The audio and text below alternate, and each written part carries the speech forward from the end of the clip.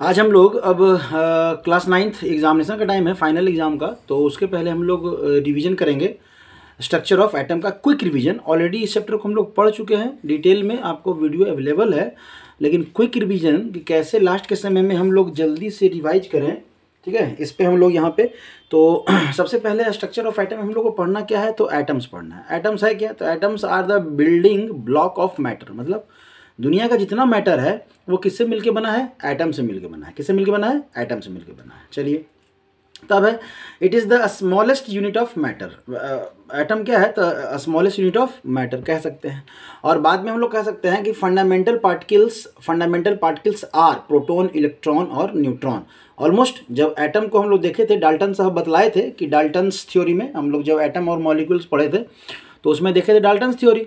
वो बतलाए थे कि एटम जो है ना वो टीनी अल्टीमेट स्मॉल पार्टिकल है या अल्टीमेट पार्टिकल है। अल्टीमेट पार्टिकल मतलब सबसे छोटा पार्टिकल। लेकिन बाद में उनके थ्योरी को बताया गया कि नहीं, ऐसा नहीं है, एटम के अंदर भी बहुत सारे पार्टिकल्स हैं। इसमें मेनली 3 पार्टिकल्स के बारे में हम लोग पढ़ते हैं, प्रोटॉन, न्यूट्रॉन और इलेक्ट्रॉन। इसलिए इन तीनों को हम लोग फंडामेंटल पार्टिकल भी कहते हैं, ठीक है। क्यों? क्योंकि इन तीनों के पढ़ने से हमारे किसी भी एटम का फिजिकल प्रॉपर्टी और केमिकल प्रॉपर्टी के बारे में इंफॉर्मेशन मिल जाता है। तब हम लोग इन तीनों को ही पढ़ते हैं। समझ एग्जाम्पल के रूप में आपको वीडियो जब बता रहे थे, वीडियो लेक्चर में वहाँ भी बताए थे कि ऑलमोस्ट जैसे अगर कहीं लेटर हमको भेजना हो तो पर्टिकुलर प्लेस का नाम, स्ट्रीट का नाम, टाउन का नाम, आपका डिस्ट्रिक्ट का नाम और स्टेट का नाम, ये देके हम ना लेटर है ना भेज देते हैं। ये नहीं लिखते हैं कि घर का कलर कैसा है, घर के अंदर का रूम कितना है, रूम में कितना बेड लगा हुआ है, बेड पे क्या चादर बिछा हुआ है, ये सब नहीं करते हैं, ठीक है। एग्जाम्पल के रूप में वहाँ भी ये सारा वीडियो आपको अवेलेबल है, वहाँ पे देख सकते हैं। यहाँ पे क्विक रिवीजन के रूप में हम लोग यहाँ पे स्टडी कर रहे हैं, ठीक है। तब है कि कैथोड रे एक्सपेरिमेंट जो हुआ था, आपको डिटेल में हम लोग करते चलेंगे, मतलब शॉर्ट में हम लोग cathode ray experiment. Discovery cathode ray का किसने किया था, तो जूलियस प्लकर, एक साइंटिस्ट थे जूलियस प्लकर, इन्होंने कैथोड रे का डिस्कवरी किया। चलिए तभी क्या है आपका कि नाम जो है इलेक्ट्रॉन देखिए, इलेक्ट्रॉन का डिस्कवरी हम लोग पढ़ते हैं कि किसने किया था, तो जे थॉमसन। किसने किया, जे थॉमसन। नाम जो है इलेक्ट्रॉन कौन दिया, तो एक साइंटिस्ट थे दूसरे, स्टोनी साहब। ऑलमोस्ट बच्चे सब गलती करते हैं आपके लेवल में कि जो डिस्कवरी किया अगर पूछ दे कि इलेक्ट्रॉन नेम गिवन बाय, तब क्या है, बच्चे तो हम फ्रिक्वेंटली मारेंगे जे थॉमसन। ऐसा नहीं है। जे थॉमसन साहब ने डिस्कवरी किया कि एक नेगेटिवली चार्ज पार्टिकल प्रेजेंट है कैथोड रे, या कह सकते हैं कैथोड रे जो बना है वो नेगेटिवली चार्ज पार्टिकल से मिलके बना है। उस नेगेटिव चार्ज पार्टिकल को क्या कहते हैं, इलेक्ट्रॉन कहते हैं। डिटेल वीडियो में आपको मिलेगा, ठीक है। तब है इलेक्ट्रॉन का, यहाँ पे हम लोग देख रहे थे। तो इलेक्ट्रॉन क्या था आपका, तो नेगेटिव चार्ज पार्टिकल, सब एटॉमिक पार्टिकल, सब एटॉमिक मतलब एटम के अंदर का ये पार्टिकल है, ठीक है। मास की अगर बात करें तो इसका जो मास है वो लगभग बहुत कम होता है, 9.1 × 10⁻³ kg, ठीक है। और अगर चार्ज की बात करें तो -1 यूनिट चार्ज बोलिए या -1.6 × 10⁻⁻19 कूलम बोलिए। अगर कूलम के रूप में 1.6 × 10⁻⁻19 को ही हम लोग 1 यूनिट मान लिए हैं। और इलेक्ट्रॉन पे है तो आपका -1 यूनिट चार्ज है, और आपका प्रोटॉन पे है तो +1 यूनिट चार्ज, लेकिन सेम है। सिंबल क्या है आपके इलेक्ट्रॉन का, तो सिंबल आपको यहाँ पे दिख रहा है कि ई, इससे लोग रिप्रेजेंट करते हैं यहाँ पे ई से, ठीक है। और ई का पावर -1, यहाँ माइनस जो है ना दिया हुआ है पावर में, लेकिन वो दिख रहा है, बहुत छोटा दिख रहा है आपको, ठीक है। तो आप अपना कर लेंगे। Electrons are extremely small, they are found outside the nucleus, nucleus के बाहर में पाया जाता है, ठीक है। इसी में अब स्टार्ट होता है कि थॉमसन मॉडल आया। जब इलेक्ट्रॉन प्रोटॉन का डिस्कवरी हम लोग देख लिए थे कि इलेक्ट्रॉन का डिस्कवरी कब हुआ, प्रोटॉन का डिस्कवरी कब हुआ, न्यूट्रॉन का डिस्कवरी कब हुआ, तो थॉमसन, ऐसे पूरा आपको इतना डिटेल में पढ़ना नहीं है, समझने के लिए हम लोग वीडियो में भी हम लोग वहाँ पर देखे हैं, समझ लीजिएगा यहाँ पे कि थॉमसन मॉडल जो है, according to Thomson atom consist of positively charge sphere and electron are embedded in it, ठीक है। एम्बेडेड इन इट मतलब इलेक्ट्रॉन उसके अंदर एम्बेडेड है, इस तरह से जिस तरह से वाटरमेलन में आपका उसका सीड एम्बेडेड होता है, ठीक है। तो ये यहाँ पे आपको लिखा हुआ है थॉमसन मॉडल में कि then negative and the positive charge are equal in magnitude, so that atom as a whole is electrically neutral. देखिए जितना पॉजिटिव चार्ज है उतना ही नेगेटिव चार्ज है एटम में प्रेजेंट है, इसलिए जो होल एटम जो है वो क्या है आपका न्यूट्रल है। ये बताया गया थॉमसन साहब के द्वारा, लेकिन ऐसा नहीं था। The first model of an atom to be put forward and taken into consideration, ये पहला मॉडल था, लेकिन बाद में ये रदरफोर्ड एक्सपेरिमेंट को ये एक्सप्लेन नहीं कर पाया। तो देखेंगे आगे लिखा हुआ है यहाँ पे आपका, he proposed a model of atom to be similar to that of the Christmas pudding और वाटरमेलन, मतलब तरबूज में जिस तरह से बीज है उसी तरह से इलेक्ट्रॉन फैला हुआ है पूरे एटम में, ये बतलाए थे। The black seed in the watermelon are compared with the electron which are embedded on it. समझ में आ रहा है? लेकिन इसके थ्योरी में ड्रॉबैक क्या था कि ये रदरफोर्ड एक्सपेरिमेंट या ऑब्जर्वेशन या कह सकते हैं डिस्कवरी ऑफ न्यूक्लियस या अल्फा पार्टिकल स्कैटरिंग एक्सपेरिमेंट। देखिए, आप बोलिए अल्फा पार्टिकल स्कैटरिंग एक्सपेरिमेंट, या बोलिए रदरफोर्ड एक्सपेरिमेंट, या बोलिए ऑब्जर्वेशन डिस्कवरी ऑफ न्यूक्लियस, ये तीनों हेडिंग सेम है, इसको ये डिफाइन नहीं कर पाए। तो अब हम लोग आगे बढ़ते हैं। क्या था रदरफोर्ड एक्सपेरिमेंट भाई? Alpha particle. तो अल्फा पार्टिकल से इन्होंने बम्बार्डमेंट करवाया बहुत सारे एटम्स पे और देखा कि most of the alpha particles are pass through an atom without any deflection, बिना किसी डिफ्लेक्शन के क्या हो गया, वो पास कर गया। ठीक है, यहाँ लिखा हुआ है आपका, that is most of the space in the atom is empty, मतलब बहुत सारा जो स्पेस है वो खाली है। Some of the alpha, a लिखा हुआ है यहाँ पे, अल्फा होगा, alpha particles are deflected by the gold sheet by very small angle and hence the positive charge is an atom is not uniformly distributed। ठीक है, मतलब लिखा है some of the alpha particles were deflected by a small gold sheet by very small angle and hence the positive charge in an atom is not uniformly distributed। जैसा कि Thompson साहब ने बतलाया था कि वाटरमेलन के सीड के जैसा ही है ना, वाटरमेलन के सीड के जैसा ये आपका दिखता है, क्या नाम है आपका, वो दिख रहा है। समझ में आ रहा है? कोई दिक्कत? ठीक है, the positive charge in an atom, यहाँ पे एटम लिखा होगा, एक मिनट, टाइपिंग करते समय जो है ना ये सब आपको गड़बड़ी देखने को मिले। इन an atom is concentrated in the small volume, और उसी वो स्मॉल वॉल्यूम को जो कि सेंटर पे प्रेजेंट था उसको हम लोग क्या बोले, न्यूक्लियस बोले। इसलिए इस रदरफोर्ड एक्सपेरिमेंट को हम लोग कहते हैं डिस्कवरी ऑफ न्यूक्लियस भी कहते हैं। The very few alpha particles were deflected back, that is only a few alpha particle is deflected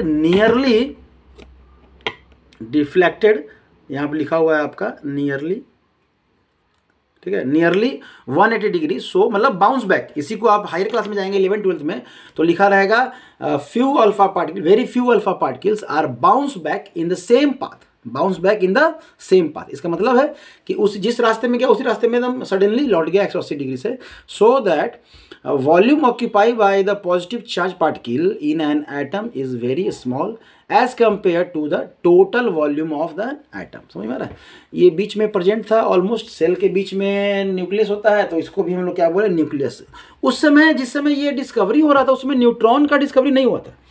तो आप देखेंगे कि रदरफोर्ड में एक्सपेरिमेंट में लिखा हुआ है कि whole mass and positive charge present in a small region are called nucleus.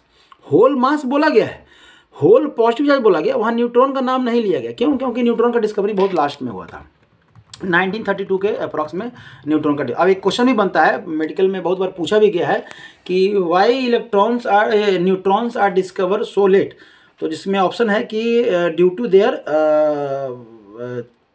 Because neutron is chargeless. ठीक है, चार्जलेस, उसमें कोई चार्ज नहीं था जिसके कारण उसको हम लोग जल्दी से उस पर किसी का ध्यान नहीं गया। समझ में आ रहा है? बाद में फिर एक्सपेरिमेंट हुआ तो हुआ कि नहीं। एक ऐसा पार्टिकल भी है, जब हम लोग न्यूट्रॉन का डिस्कवरी देख रहे थे, एक ऐसा पार्टिकल भी है कि जिसका कोई मास तो 1 यूनिट है लेकिन कोई चार्ज नहीं है, बाद में उसका नाम पड़ा था न्यूट्रॉन। डिटेल में आपको न्यूट्रॉन के बारे में देखना है तो आप वीडियो पे जाके देख सकते हैं। ऑलमोस्ट 9th क्लास के प्लेलिस्ट में जाइए, प्लेलिस्ट में आप डालेंगे साइंस में आपका केमिस्ट्री आ जाएगा, वहाँ पे जाके देख सकते हैं एटॉमिक स्ट्रक्चर का। ठीक है, रदरफोर्ड मॉडल का जो कंक्लूजन था, या कह सकते हैं कि उनका मॉडल क्या बोला हम लोग को या क्या समझ में आया, तो वहाँ पे लिखा है there is a positively charged center in an atom called nucleus. Nearly all the mass of the atom resides in the nucleus. The electrons revolve around the nucleus. अब यहाँ पे बहुत कंट्रोवर्सी हुआ, ठीक है. The size of the nucleus is very small as compared to size of the atom. अब ये बोले कि इलेक्ट्रॉन जो है ना वो न्यूट्रॉन न्यूक्लियस के अराउंड मूव कर रहा है. अब ये इनका ड्रॉबैक भी रहा. इस कुछ समय के लिए इनको बताया गया, क्लासिकल फिजिक्स जो है ना वो बोली कि आप कह रहे हैं कि इलेक्ट्रॉन मूव कर रहा है और इलेक्ट्रॉन पे कैसा चार्ज है, नेगेटिव चार्ज है, ठीक है. आप कह रहे हैं कि प्रोटॉन सेंटर पे है और सेंटर पे कैसा चार्ज है, पॉजिटिव चार्ज है. तो कोई भी लिखा है classical physics, according to classical physics any particle revolve under attraction, they continuously lose energy and after some time it's collapse with nucleus. समझ में आ रहा है. मतलब नॉट ये जो है जब इलेक्ट्रॉन जब मूव करेगा तो वो सर्कुलर पाथ पे ना मूव करके स्पाइरल पाथ पे मूव करेगा और कुछ समय के बाद क्या है न्यूक्लियस में डिसॉल्व कर जाएगा, जैसा कि हम लोग वीडियो में भी हम लोग देख के वहाँ पे बनाए थे आपका, ठीक है. ये इनका ड्रॉबैक था. इस समय वो एक्सप्लेन रदरफोर्ड नहीं कर पाए कि हो तो रहा है ऐसा ही, ये बोले कि न्यूक्लियस के अराउंड ही वो मूव कर रहा है, लेकिन अब क्या हो रहा है ये उसको ये डिटेल में नहीं बता पाए. चलिए, जब नहीं बता पाए तो फिर देखते हैं हम लोग आगे.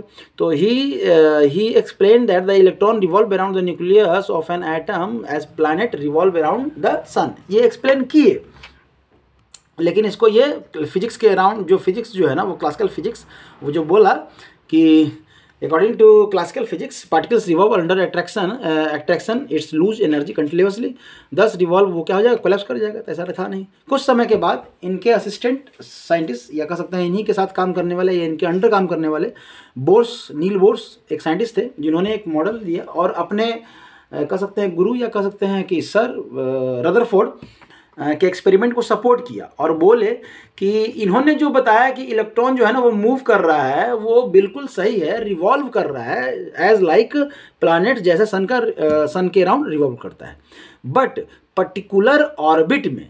बस ये वो रदरफोर्ड साहब नहीं बोल पाए थे. मतलब electron revolve around the nucleus in a suitable orbit without emission of radiation energy.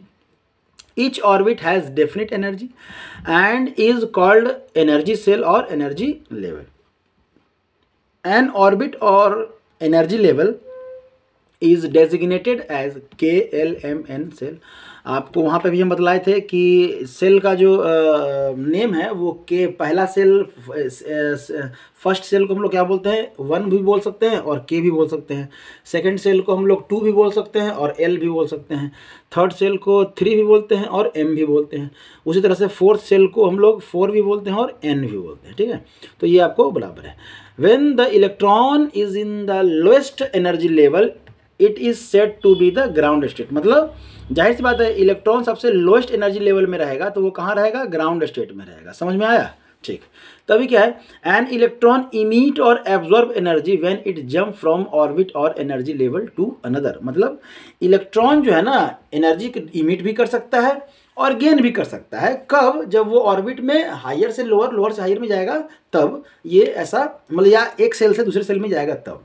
वहाँ पे आपको जब हम लोग लेक्चर जब पढ़ रहे थे तो वहाँ पे आपको हम लोग बतलाए थे कि हायर एनर्जी लेवल से 2 एग्जाम्पल भी दिए थे. एक ट्रेन वाला एग्जाम्पल दिए थे कि ट्रेन के बॉगी में अगर आप एसी बॉगी में हैं और जनरल में जाना चाहें तब वो आपको टिकट भी बन जाएगा और आपका पैसा भी वापस होगा.